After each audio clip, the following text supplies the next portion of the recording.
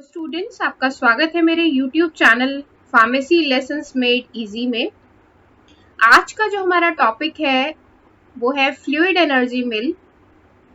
ये लेक्चर 4 है in the series of size reduction as per PCI syllabus.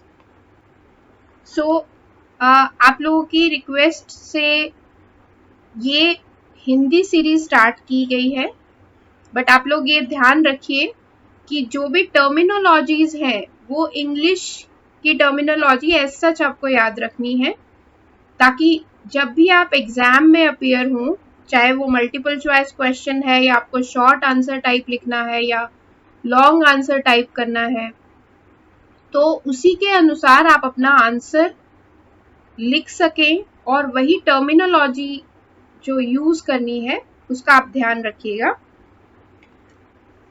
तो चलिए शुरू करते हैं फ्लूइड एनर्जी मिल के बारे में और जानना। एक इम्पॉर्टेंट चीज, अगर आप लोगों ने मेरा चैनल सब्सक्राइब नहीं किया है तो आप इसे सब्सक्राइब कर सकते हैं। आप इसे सोशल मीडिया पे शेयर कर सकते हैं। अगर आपको मेरा ये वीडियो पसंद आए तो लाइक बटन पे क्लिक कीजिएगा। इसके अलावा आप बेल आइकन पे क्लिक कर सकते हैं, जिससे जैसे ही मेरा नया वीडियो आए तो आपको ऑटोमेटिकली नोटिफिकेशन आ जाएगा नया वीडियो लॉन्च होते ही। तो चलिए शुरू करते हैं। फ्लूइड एनर्जी मिल ये कैसे दिखती है? यहाँ आप कुछ एक पार्ट्स जो इसके बहुत इम्पोर्टेंट हैं, वो पहली चीज इसका एक इलिप्टिकल लूप पाइप है। ये जो शेप है इसको बोलते हैं इलिप्टिकल शेप, और यहाँ से फीड या रॉ मटेरियल जिसको कि हमें ग्राइंड करना है वो यहाँ से एंटर करता है। कई बार इस पर्टिकुलर मिल में, जो फ्लूइड एनर्जी मिल है, यहाँ पर एक वेंचुरी फीडर का प्रोविजन होता है ताकि रॉ मटेरियल इसमें एंटर कर सके। ये रॉ मटेरियल डाउन नीचे की तरफ आएगा, और इसके अलावा यहाँ पे कुछ फ्लूइड इनलेट है जो कि कंप्रेस्ड एयर की एंट्री हो सकती है यहाँ पर इन फ्लूइड इनलेट से, यहाँ से। और जो ये फ्लूइड इनलेट्स हैं वो 5 तक भी हो सकते हैं, 7 तक भी हो सकते हैं इन नंबर्स।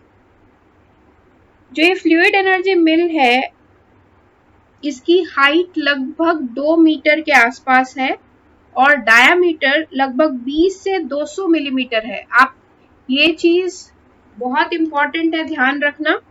2 मीटर लेंथ और 200 मिलीमीटर तक का डायमीटर। और इस मिल का सरफेस जो है या तो सॉफ्ट स्टेनलेस स्टील से बना होता है या फिर टफ सिरेमिक से बना होता है। जनरली जो ग्राइंडिंग नोजल्स हैं जो नीचे आप देख रहे हैं, 1 2 3 4 5, यहाँ इस डायग्राम में 5 दिखाई हैं। यूजुअली ये 2 से लेके 6 तक वेरी कर सकती हैं। और इसका जो डायरेक्शन है वो टेंजेंशियल है। जो पाथ है, जो रास्ता है रॉ मटेरियल के एंटर होने का, उस पे ये टेंजेंशियल है, टेंजेंट है। नॉर्मली जो कंप्रेस्ड एयर आप यूज करते हैं इन पार्टिकल्स को ब्रेक करने के लिए, साइज रिडक्शन के लिए, ये कंप्रेस्ड एयर जो है वो यूज करते हैं 600 किलो पास्कल और कई बार 1 मेगा पास्कल तक भी। और इसमें गैस कौन सी पास होगी?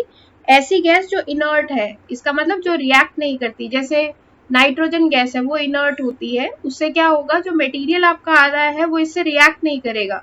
अगर कोई ड्रग सब्सटेंस है जो कि ऑक्सीडाइज हो जाता है, हाइड्रोलाइज हो जाता है, तो हम उस ऑक्सीडेशन या हाइड्रोलिसिस से अपनी ड्रग को बचा सकते हैं अगर हम इनर्ट गैस पास करेंगे इस फ्लूइड इनलेट जो पाइप्स है इनके थ्रू। जो एंट्री है रॉ मटेरियल की, जैसे मैंने आपको बताया, वेंचुरी फीडर की हेल्प से होगी। और इसके अलावा एक जो इम्पोर्टेंट पार्ट है इसकी जो फ्लूइड एनर्जी मिल की कंस्ट्रक्शन का, वो है ये क्लासीफायर। क्लासीफायर का मतलब यहाँ ये है कि वो एक साइक्लोन सेपरेटर भी हो सकता है, वो एक बैग फिल्टर भी हो सकता है, और वो एस्केप ऑफ एयर को अलाउ करे, मतलब कि यहाँ से एयर जो है वो बाहर निकल पाए।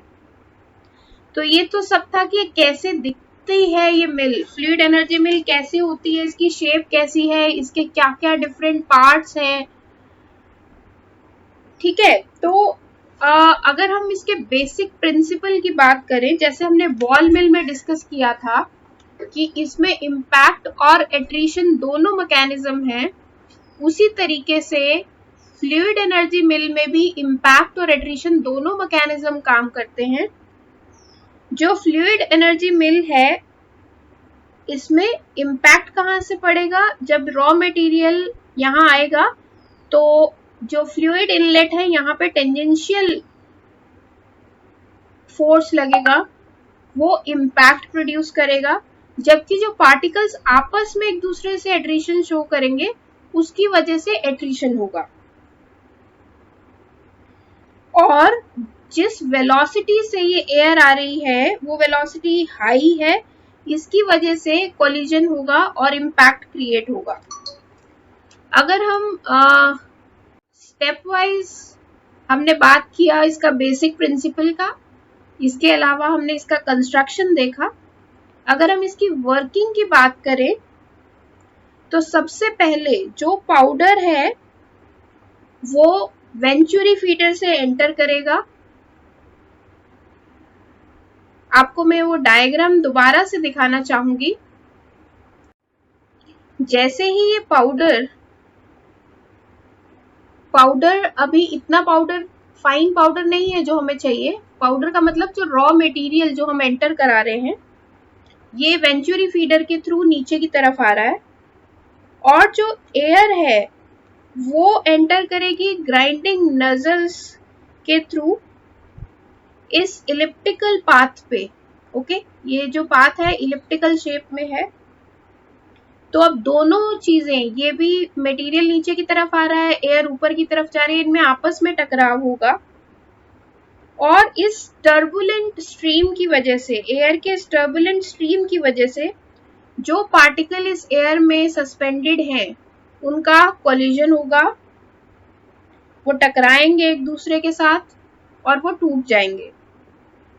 और जो ये टूटे हुए छोटे पार्टिकल्स हैं वो एयर में ही सस्पेंडेड रहेंगे और इसकी वजह से ये मूव करेंगे, ऊपर की तरफ आएंगे और यहाँ आकर क्लासीफायर है। क्लासीफायर का मतलब वो एक तरह का फिल्टर है, जो पार्टिकल साइज हमें चाहिए, अगर उससे छोटे पार्टिकल्स हैं तो वो यहाँ से क्रॉस कर जाएंगे और हम यहाँ से फाइन पार्टिकल्स को कलेक्ट कर लेंगे। अगर वो पार्टिकल्स बड़े हैं, यहाँ वाले क्लासीफायर के थ्रू पास नहीं हो पाएंगे वो, और वो दोबारा से सर्कुलेट करते रहेंगे इस इलिप्टिकल पाइप में तब तक जब तक कि उनका साइज जो है, जो हमारा रिक्वायर्ड साइज है, तब तक नहीं टूट जाता।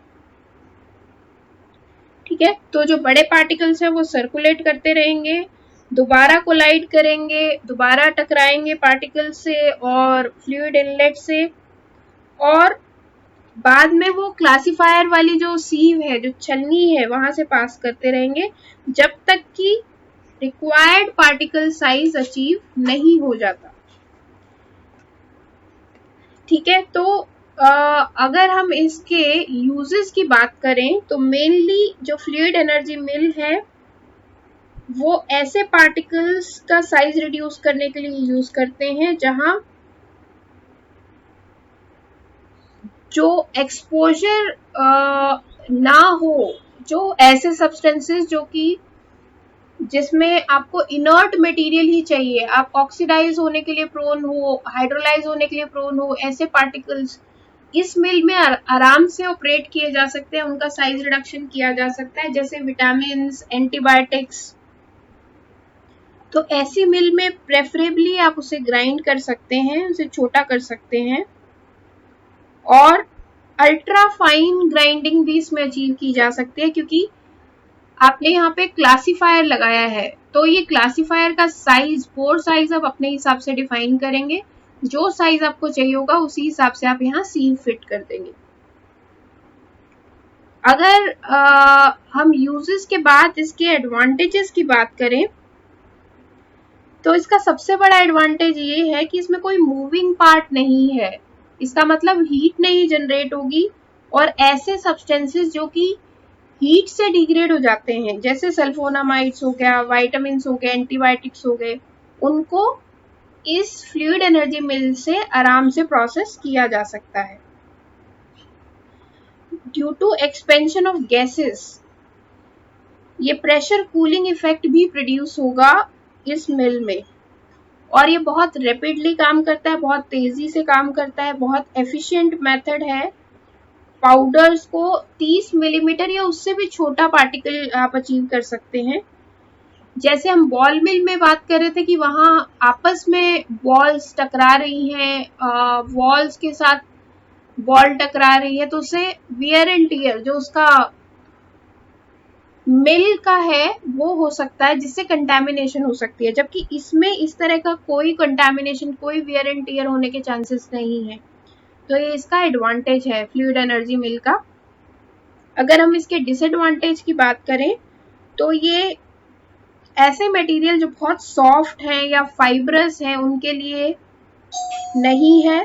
ये इक्विपमेंट जो है बहुत एक्सपेंसिव है, क्योंकि इसमें एडिशनल एक्सेसरीज चाहिए, डस्ट कलेक्शन चाहिए अलग से, आपको फ्लूइड एनर्जी का सोर्स चाहिए, जैसे कंप्रेस्ड एयर कितने प्रेशर पे उससे पास करानी है, ये सब चीजें। आई थिंक आपको मेरा ये वीडियो पसंद आया होगा।